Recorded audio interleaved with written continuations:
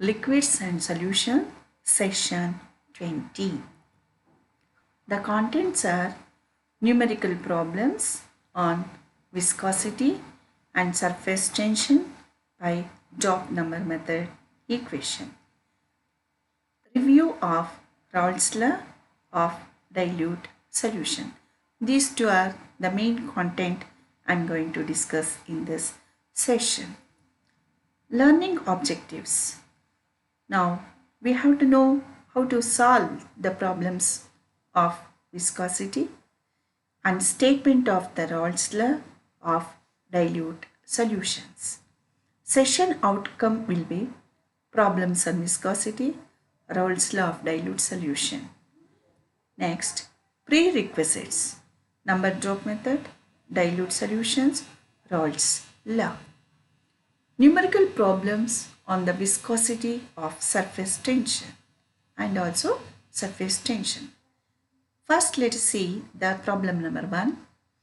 At 290 Kelvin of water, 10 to the power 3 dm cube of water formed 29 drops, and same volume of an organic liquid formed will be 86 drops in the same stagmometer. So here the stagmometer is used to measure the surface tension. The density of the organic liquid is 0.7 into 10 to the power 3 kg per meter cube. If the surface tension of water is 7.2 into 10 to the power minus 2 newtons per meter, then calculate the surface tension of the organic liquid whose density of water is 1 into 10 to the power 3 kg per meter cube.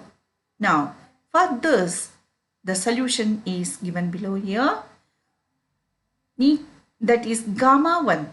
Gamma is equal to, here gamma 1, they have asked you to calculate the surface tension of organic liquid. So for organic liquid, it is gamma 1. For water, it is gamma 2. For water, they have given the value. Now, N2 rho 1 gamma 2 over N1 rho 2. This is the equation you have to use to calculate the gamma 1. Now, this is the surface tension of an organic liquid. You have to keep it in mind. Gamma 1 is the surface tension of organic liquid. So, N2 they have given, that is 29 into rho 1 they have given 0.7 into 10 to the power 3, and also they have given gamma 2, that is 7.2 into 10 to the power minus 2 divided by N1, that is number of drops of water. Actually it is 86 into 1 into 10 to the power 3. By doing the multiplication and division, you will get the value 1.6995 into 10 to the power minus 2 newtons per meter. This is problem number 1 with regarding to the surface tension. Now we will go to the next problem. This problem is also belongs to surface tension. Here the problem is equal volumes of an organic liquid and water. That is, it gives 55 and 35 drops respectively. The density of water and liquid are 0.996 and 0.8 gram per cm cube respectively. That is, density of water is 0.996 and density of liquid is 0.8 gram per cm cube respectively. The surface tension of water is 7.2 into 10 to the power minus 2 newtons per meter. Then calculate the surface tension of organic liquid.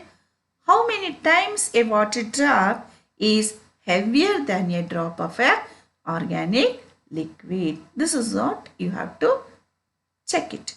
Now, solution, you have to follow this same equation. Gamma 1 is equal to N2 rho 1 gamma 2 divided by N1 rho 2. Substituting all these values, you will get 3.68 into 10 to the power minus 2 newtons per meter. So these are all the two examples. You can come to know that. Then water requires 120.5 seconds to flow through a viscometer. So viscosity of a solution or viscosity of a liquid or a water can be measured in terms of viscometer, and the same volume of acetone requires 49.5 seconds. The densities of water and acetones are 9.982 into 10 to the power 2 kg per meter cube and 7.92 into 10 to the power 2 kg per meter cube at 293 Kelvin respectively. The viscosity of water at 293 Kelvin is 10.05 Pascal second. Pascal second. Calculate the viscosity of acetone at 293 Kelvin.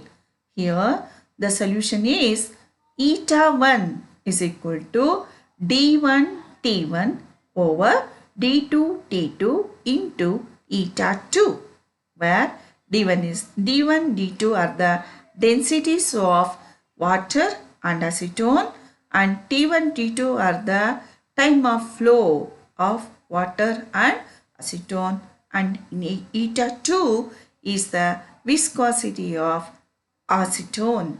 Now, our liquid, organic liquid. What are all the things they have given in the problem? You substitute all these values, you will get the answer as 3.276 Pascal second. The viscosity of acetone is 3.276 Pascals second. Now, this what and all I have discussed till now, it is the numerical problem under the viscosity and surface tension. Now let us understand Raoult's law. This thing you have learnt already in the PU level. Now let me just brush up.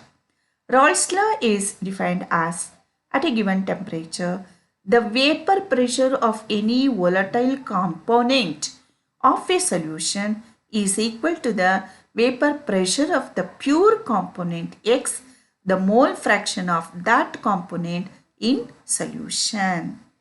An ideal solution obeys Raoult's law over whole range of concentration. Consider a liquid pair A and B. Now we are discussing Raoult's law with respect to two liquids A and B, that is the pair, liquid pair, which are volatile and completely miscible to form an ideal solution. The solution which we have taken is a completely miscible solution with the pair A and B, and they are called as liquid pair. When you consider this, let XA and XB be the mole fractions of the liquid A and B in solution, and PA0 and PB0 are the vapor pressures of the pure liquids A and B. XA and XB be the mole fraction, and PA0 and PB0 are the vapor pressure of the pure liquids A and B.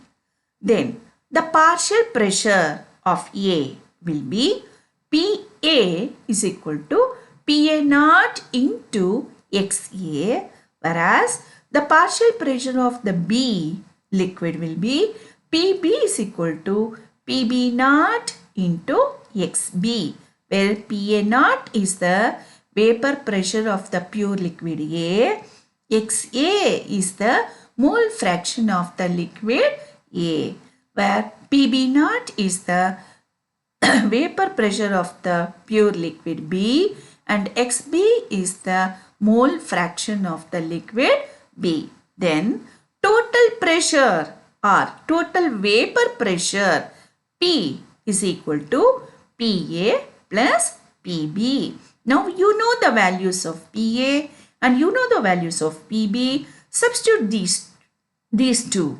Now P is equal to PA naught XA plus PB naught XB. Since XA plus XB is equal to 1, that means XA, the mole fraction of the component A and mole fraction of the component B, components are liquids, is equal to 1, then we can calculate XA is equal to 1 minus XB. Now, substitute the value of XA in the above equation. P is equal to PA naught into 1 minus XB plus PB naught into XB, or P is equal to PA naught plus XB into PB naught minus PA naught. The vapor pressures of the components are plotted against mole fraction of one component at constant temperature, which gives a straight line. This is as shown in the diagram. See here, the mole fraction is written on the x-axis and vapor pressure written on the y-axis. Now here, the above line, the dotted lines are showing the vapor pressures of the liquid A and B. Now to the left, XA is equal to 1, that is the mole fraction of the component A is equal to 1 or liquid is equal to 1 and mole fraction of the liquid B is equal to 0. That means left side only the mole fraction of the liquid A. To the right, the mole fraction of the liquid B is equal to 1. The mole fraction of the liquid A is equal to 0. Now here, to the left, mole fraction of A. To the right, mole fraction of the B. That is what it is shown in the graph. Left side, PA naught is the vapor pressure of the component A, and right side, PB naught is the mole fraction of the component B. Now, the dark line, above line, you can see that P is equal to PA plus B, PB, the pressure of A plus the pressure of B. Now, you can see from the origin, from the left, the partial pressure, the pressure of the liquid PB, and from the height of the x-axis, y-axis, you can see the graph PA. PA is the pressure of the component A, PB is the pressure of the component B, x-axis mole fraction, you can observe that, where total pressure is equal to PA plus PB. Joining these two lines, A and B, or P naught A and P naught B, you can draw the line that is a dark thick line that will give you the total pressure of the component A and B or the liquid A and B. Now, the dotted line represents the partial pressures of A and B. These lines passes through the origin, indicating both components are behaving ideally. When XA is equal to 1, then P is equal to PB naught. When XP is equal to 0, then P is equal to PA naught. The solid line indicates the total vapor pressure of the ideal solution. At any concentration, the total pressure is the sum of the partial pressures of the two components. Now, recapitulation, the numerical problems on viscosity and also surface tension we have discussed, Raoult's law we have discussed, and we have reviewed the Raoult's law on dilute solution.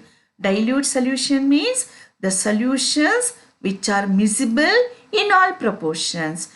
The two solutions means A and B will mix up with each other completely. They are called dilute solutions. Thank you.